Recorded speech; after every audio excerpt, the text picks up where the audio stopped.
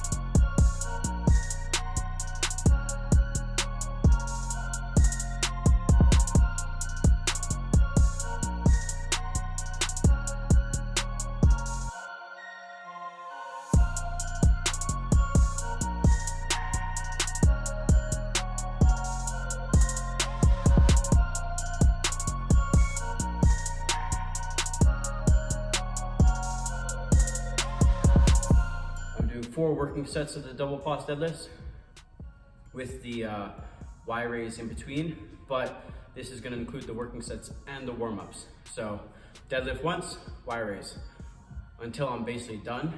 So that way, if I have more deadlifts all together, sets and warm-up sets, then more Y raise. So really just trying to lock that in, get that a little bit better, get that feeling better. And hopefully that'll make a big difference on getting the lower trap muscles working and not feeling like I'm shrugging, or getting these upper trap area muscles doing all the work.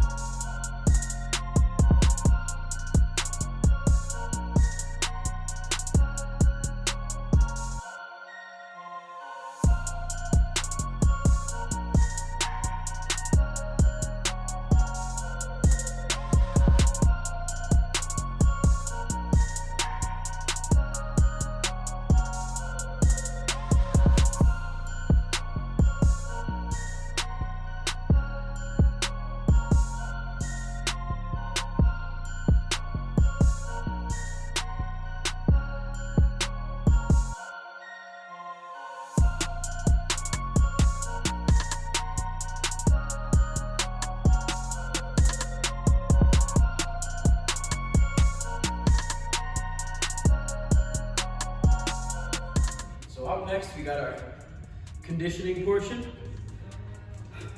So I figured I would arrange my programming and we'd get a lot of warm-up prep, and then the main movement that is most important to me out of the way first when I'm feeling freshest, and then we get into the conditioning after. Because typically, I think if it's any later, I just don't want to do it. And that's just the honest truth. And so it's kind of like I have to buy in to get to the rest of the workout.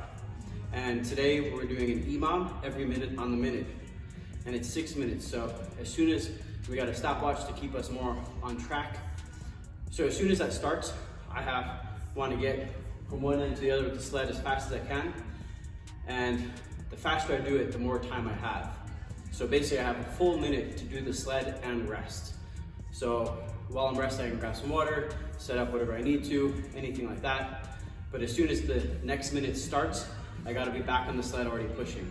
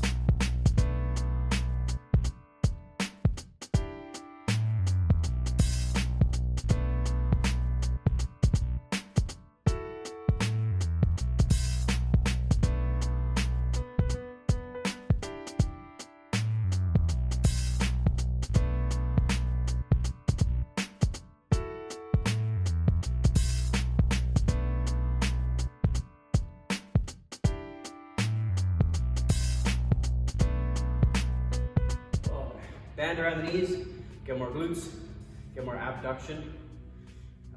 Trying to get the knees out. And we're going for 15 of these. We did what? 75 last time. We're gonna try 95.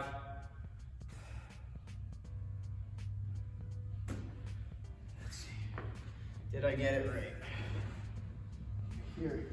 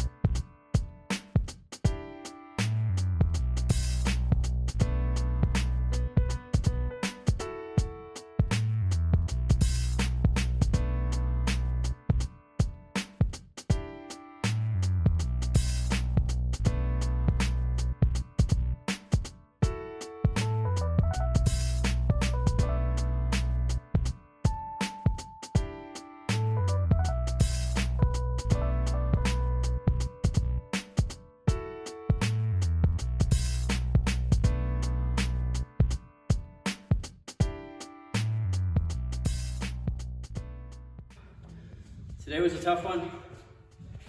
I just wanted to make sure, see how that felt. Last week was 75. I'm just keeping that 95 from the hip thrust on there. Definitely not as clean as I was hoping for, but I feel like I'm just like feeling it still after that sled. But I think next week we will aim to do the same weight and get our sets in. I just want to make sure I'm not spending too much time here because The dogs are stirring. They're ready to go on a walk. I'm ready to get some fresh air and eat some food. I'm feeling pretty drained. So that'll be it for today. Pretty solid session. I think all things considered, as we get more and more conditioning, we'll build a better work capacity and better recovery. And so that extra time I spent rolling around and crying will be made up for getting stuff like this done and just being more efficient with my time.